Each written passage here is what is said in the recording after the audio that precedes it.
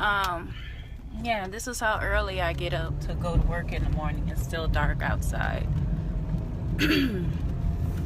Got on the scale this morning and it's trending down.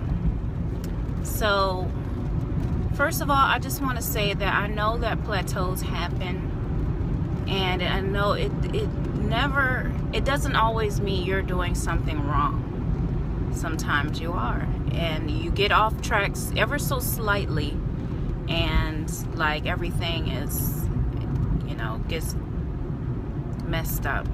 But I don't necessarily think that I've done anything wrong per se to make me get on a plateau. But anyway, besides that, like I said, it's trending downward, and I accredit that to the fact that I drank plenty of water yesterday, plenty of fluids, period. And I'm just going to continue. That just gave me the motivation to keep pushing with getting up to a gallon or more every day. That's where it's at. So yeah, I'm going to keep that going, and yep, time for work. Plateaus are a part of the journey. And what I have to work on is not freaking out every time I have a plateau. And the reason why I do freak out is because I know that I can sit at a plateau for like a month or even more. And that is scary for me at this point, simply because every bit of time and every pound counts at this point. Because when I was just setting my own goals for my own personal whatever, that's one thing. But to, put a goal out there that I'm going to be on stage in a certain X amount of months, that's like, I got to really be accountable. So, one of the things that I wish I could do is exercise early in the morning. Because since I go to work early in the morning, I can't do that. I have to be to work at 6 a.m. And so I wish I could go and exercise because of that fasted cardio. If I work out after being asleep or whatever, that fat is going to be burned because I won't have anything in my glycogen stores. So I'm going to be able to burn more fat if you do that early in the morning. And but I can do that on Tuesdays and Wednesdays. So I'm thinking what I'm going to have to do on Tuesdays and Wednesdays is wake up early, get my exercise on, and then I'm going to work out even more later on that day through judo and the gym. Judo on Tuesdays, gym on Wednesdays. So right now what I had for breakfast this morning is just a Subway chopped salad with rotisserie chicken and bacon, with all of my stuff on it. That was okay. I don't like their Italian dressing. It's not good.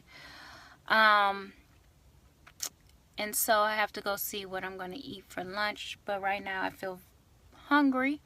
It is lunchtime. I drank about, I think I drank about 80 ounces of fluid today so far. I went to the bathroom repeatedly at work, tried to hold it as long as I could. It was ridiculous.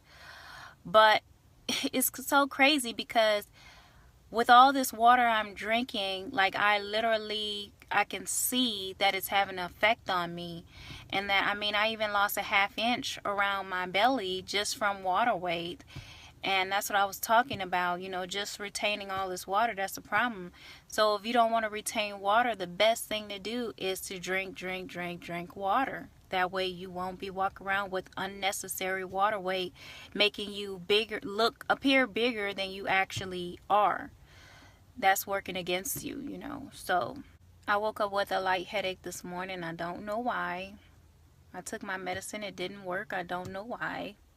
So something else I needed to be reminded of this morning was that, you know, I got into my health journey so that I could have health benefits, not just lose weight.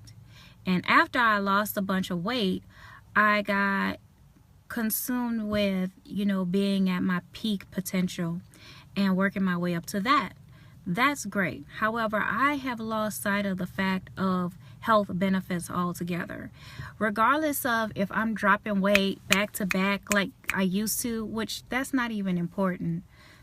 Regardless if I'm doing that, the fact is I'm eating healthy. I'm living a healthy lifestyle. I'm reaping the benefits of living a healthy lifestyle.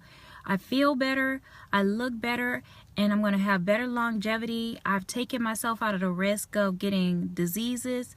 So just in doing that, I am happy with that, and I need to keep reminding myself of that. I'm doing something good for myself. Whether the scale recognizes those benefits or not, I need to recognize and remember those things so that I can keep saying, hey, you know what? That's good enough at this point. Whenever I hit a plateau, hey, always remember, I'm still living a healthy lifestyle and I'm still going to have lots of benefits from this. I have a baby shower to go to. I'm about to leave. For lunch, I ate Vienna sausages and 5 wheat crackers and less than 2 tablespoons of peanut butter with a cup of almond milk. That was stupid. I should have never touched the crackers at all.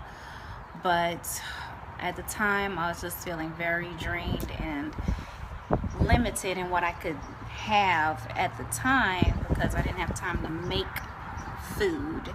And what I did have to eat, it's just one of those days. It was either going to be slices of turkey, Vienna sausage, or sardines, and I'd just been having it so much lately, I was done. But I took a long nap, and I feel a little bit more refreshed from that. And I don't know what they're going to have to eat at this party. Whatever it is, I'm just going to eat the meat or, you know, whatever. Now, some people have what's called carb days, where they eat low carb or ketogenic all the time, and on special occasions like these, they go ahead and have a carb day and just be normal when they're socially out with people. When you don't have self-control, you don't need to be doing that, number one. If you haven't mastered nutrition and you are like so disciplined with it, I don't recommend that to you. And then also, if you're still struggling with weight loss, I don't recommend that to you. That is more for people who are disciplined, who have everything lined up. They have their lifestyle together when it comes to nutrition and exercise, and they're already at their goal weight. If you're still struggling with food addiction or anything like that, then carb days aren't something that you need to be doing, because I've been there before myself, and you will just cheat your way all the way back to where you began and then just be sorry for it in the end. And then a lot of time people take their carb days and just eat junk. They don't monitor it at all in any way. Not their macros that day or their calories that day, and they just eat junk, and that's totally defeats the purpose of the carb day. So I'm not looking to do anything like that today. I'm just gonna go and still skip out on the carbs, meaning no bread, pasta, or rice, or tortillas. This is gonna be a Mexican themed baby shower, traditional Mexican baby shower. But I'm sure I'll find plenty to eat. But I am gonna try to have a snack before I go, just in case it's carbs everywhere. So I nibbled on a few things, and what I ended up having was 3 eggs and 1 sausage. So we just came back from the baby shower. It was great. When I was there, I had about 4 ounces of cut chicken. It had, like, you know, Mexican seasoning on it. I had about a 1/2 cup of cantaloupe and I had like a cup of kettled popcorn, homemade kettled popcorn. That was my way of having a carb day and being normal in the environment. There was cake, there was cookies, but I didn't have those. There was ice cream, didn't have any of that, of course. It's kind of bittersweet because I was, you know, happy to celebrate my coworker, but at the same time knowing she's not returning is like really sad. I still have like 200 calories left over, so I had to readjust my caloric intake because of my fluctuating weight and then my goals. And so it ended up giving me 300 calories more to eat, which makes more sense because I've been hungry and I've been more active lately. And so the more active you become is the more calories you require. And so what I was doing was eating the same caloric intake of a person that's only lightly active when I'm more active than that. So that's why I was still feeling hungry in the last week. You know, in the beginning, I was okay. In the middle, I was doing great. And then the last week, I've just been feeling like I haven't been having enough, and it's been making me antsy. So now I'm cool. I'm probably not even gonna need most of that. I just needed some wiggle room. You know, I didn't need 300 extra calories, but I did maybe need 100 more. So I'm still gonna have that caloric deficit. And so, you know, people say don't always be on the scales. I get that. However, for me personally, that's what it takes, because when I don't get on a scale but once a week, it's hard for me to monitor what I'm doing on a daily basis. Do I have to get on the scale every day? No, I don't. But it serves as a reminder to me to stay goal-oriented. And if it only does that, that's a good purpose that it serves. I don't look at the scale negatively. When I look at the scale, I say, okay, this is what I'm working with today. How can I step up in this way or that way?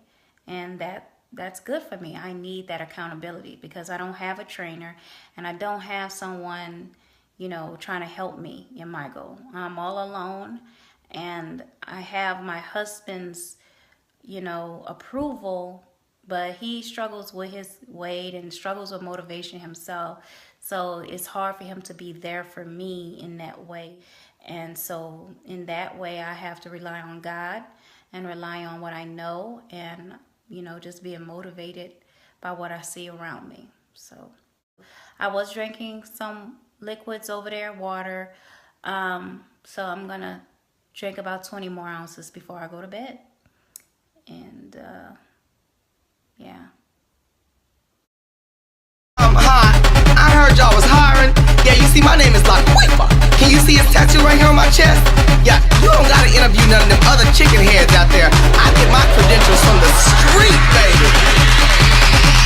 Clock the hair, clock the mug, clock the nails, clock my skirt. You better get into it.